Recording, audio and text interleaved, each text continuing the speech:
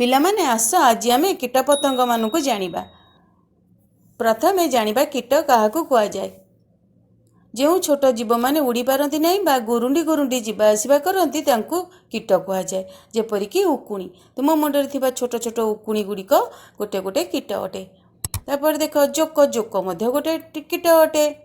तापर देख पिंपुड़ी, पिंपुड़ी मध्य गोटे कीट अटे। तापर देख गोबर पोक,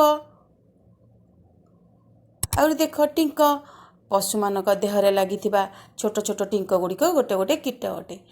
झार पोक बा ओडस मध्य गोटे कीट अटे। बुढ़ियाणी, बुढ़ियाणी मध्य गोटे कीट अटे।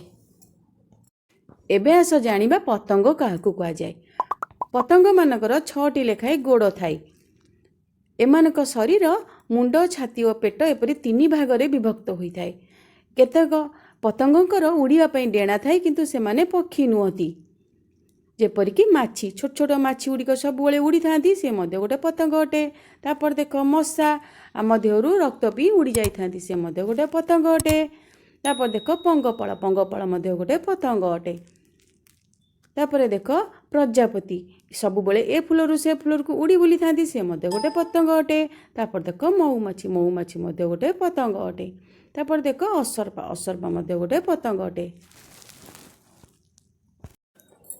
कंकी की तो समस्ते उड़ुथबार देखुथिबो। कंकी धरिबा को बहुत भल पाओना। कंकी गोटे पतंग अटे। तापर देख बिरुड़ी, बिरुड़ी गोटे पतंग अटे। झिंटिका, झिंटिका गोटे पतंग अटे।